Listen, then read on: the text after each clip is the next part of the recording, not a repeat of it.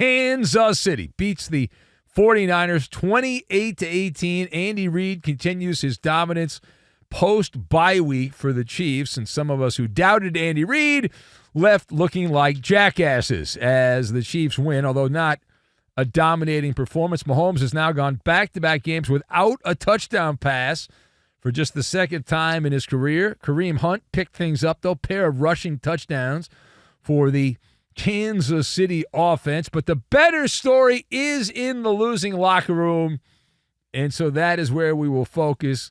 Brock Purdy, a hot mess under center for the 49ers in defeat. Let us discuss the question.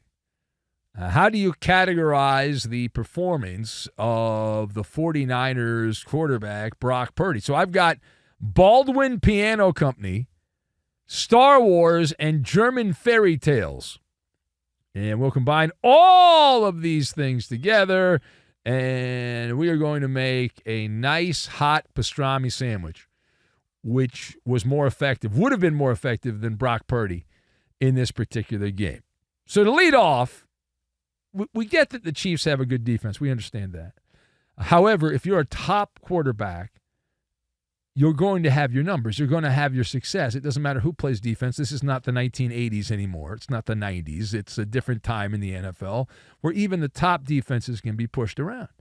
Brock Purdy has a new endorsement waiting for him.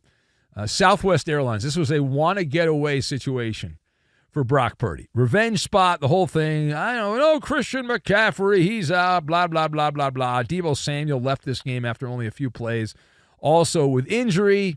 And without those players, Brock Purdy needed a lifeguard because he was drowning out somewhere in the Pacific.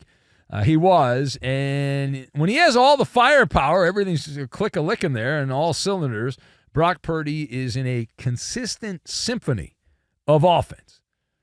You get a catch, you get a catch, you get a touchdown, you get a touchdown.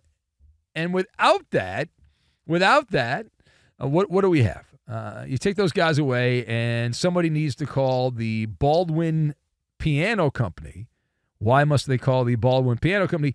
Because watching Brock Purdy play without the playmakers is akin to watching Mozart without the piano. Just doesn't really work. Now, we hear it's going to get even worse for the Niners as Brandonaiyuk, the guy they had to sign. I mean, he's so good. Brandonaiyuk, oh, my God, they had to pay him. The internet said they had to pay him.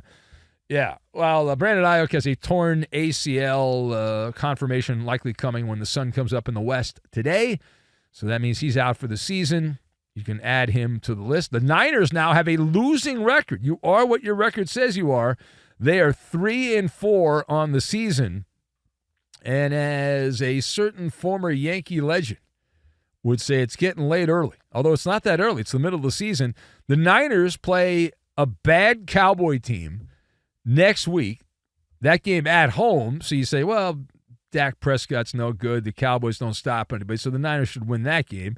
But you'd also say they should have beaten the Cardinals, should have beaten the Rams, and lost those games. And then down the line, the Niners have to play at Tampa. Bucs, pretty good offensive team. Also have a date at Buffalo and at Green Bay. So we're looking already at 4 losses. You're looking at 7-8 losses for the 49ers here when you look at some of the games down the line that they have to play. And this is starting to get a little bit sketchy for the 49ers, even though they're in a division with no good teams. Rams aren't good. Seattle's not good. Arizona's no good. But neither are the 49ers. The whole division blows. All of it. Now, on the other side, what do you make of Patrick Mahomes' Chiefs and this continued success against the 49ers? So this is a bit of a Star Wars situation. I'm watching the game, and I'm like, well, Mahomes looks terrible. He's really bad. You're not supposed to say that because he's Patrick Mahomes, but he's not playing well. And I'm like, well, this is Star Wars. And Mahomes can go out there and have diarrhea all over the field, and it doesn't matter. Andy Reid turns to the Jedi mind trick, and I don't know how he does it, but he's nonetheless, somehow the Chiefs, they plant this suggestion into the mind of the opponent, in this case the 49ers, and say, I think you're going to play poorly today. You're going to be worse than my guy, Mahomes, in this game. And whatever Reed does and the Spagnuolo, the defensive coordinator, they are able to get the opponent to comply. Mahomes, not one but 2 interceptions. Crap bag, 5.7 yards per pass. Terrible. Passer rating of 44.4, which is slightly better than just taking every snap and then spiking into the ground. Slightly better than that. Any way you slice it, Mahomes was terrible. And yet it didn't matter. Brock Purdy was worse. And at this moment, the defense swarming all over the field for Kansas City. They get it done. Kareem Hunt ends up finding the fountain of youth, hanging out with Ponce de Leon. He was out of the NFL, and now he's like back like he was years ago with the Chiefs. Like nothing changed at all. Didn't go to Cleveland for all those years. It's wild. And Mahomes has more interceptions than touchdowns this season. He's got 8 interceptions and 6 touchdowns, and yet Kansas City is 6-0 on the season, and you keep saying, when are they going to lose? When is it going to be a loss? Well, they play the Raiders. That game at Arrowhead, they've had some problems with the Raiders in recent years at Arrowhead. You say, there's no way. The Raiders are so bad right now. There's no way the Raiders can win. We'll see about that. Buccaneers, Broncos, maybe the Bronco game, November 10th. Is that at home, though? It's at Arrowhead. Mm-hmm. I don't know, man. I'm going to be at that game, Coop, so I don't know. I mean, that might not. Go to the Broncos game? Yeah, I'm going to Kansas City. That's the weekend I'm going to be there. You should come hang out. We're doing a Mallard meet and greet, Coop. Yeah, come hang out. No? Oh, I mean, if yeah, my way gets paid, then yeah. Oh, absolutely. yeah. Well, good luck on that. Yeah. All right. Anyway, then you wake up. You're like, no chance. Anyway, so that's where we are on the Chiefs and the 49ers. And Brock Purdy, man, it's an interesting situation. If this continues the way it's going, Brock Purdy is due for one of those mega contracts. You make the call. If he plays the way, and some of the numbers have not been bad. Like, this was a really bad performance for Brock Purdy. Overall, he hasn't played that bad. Some of the stats have been great this year for Purdy. Let's say the Niners end up 9-8 on the year. Brock Purdy says, I would like to be a $50 million a year quarterback. I've earned it. I got to a Super Bowl. I've been the starting quarterback here. It didn't go well this year, but look at the injuries. You give him $50 million? The answer to that question is yes. Someone will pay him $50 million. Whether it's the Niners or somebody else, they will pay him that money. I am convinced that anyone that asks for a lot of money will get paid a lot of money. The NFL has so much money, they're like El Chapo. They don't know what to do with the money. I think they're just burying the money somewhere. Like Dak Prescott, he got paid. He sucks in every big game. They paid him. Like, go down the list. These receivers, wide receivers that aren't even all that good got paid. Everyone gets paid. So no matter how bad it gets, unless there's an injury, and even then, he still get paid. It is wild. It is absolutely wild. All right, it is the Ben Maller Show as we roll on. Now, the last thing here, I want to go to the UK briefly.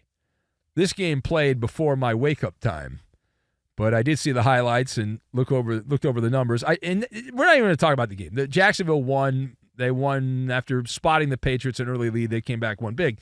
But the story here is Jerodmayo, the rookie head coach for the Patriots, who blasted his team, calling the Pats soft after they lost to Jacksonville in London. What is your take on this quote from the New England coach? So Mayo is right in the fact that the team is soft, right? So I would say the Patsies are back to being the Patsies based on what I've seen. They are soft. The problem with the quote is the team is a direct reflection of Jerodmayo and his hand-picked coaching staff. It's like a German fairy tale, Snow White, mirror, mirror on the wall, who in the land is the most to blame of all? Well, the players are out there performing, but the coaching staff, That's the problem. Is Jerodmayo that obtuse that he doesn't realize that you're either coaching it to happen or you're allowing it to happen? That Joe Blow watching on his sofa or her sofa watching the game does not get to influence who gets to play and who doesn't get to play and who's balking like a chicken and all that. They don't get to influence that. All right? That doesn't get to happen. As the leader, I say that in air quotes, leader of the team, the head coach there, you're supposed to hold people accountable. If they're playing soft, don't play them. That's the culture, right? That's the culture. And the Patriots, they are who we thought they were. If you want to crown them, crown them. Now, if there is a silver lining, we like to look and see, well, where do people stand in the big NFL draft? Well, good news.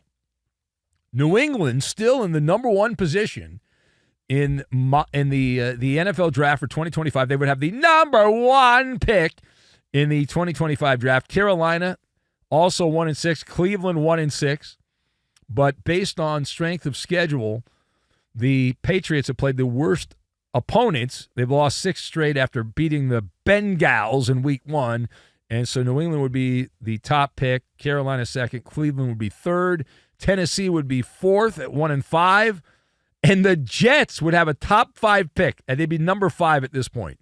There's a bunch of teams that are 2-5 as we sit here in the early morning hours on this 21st day of October.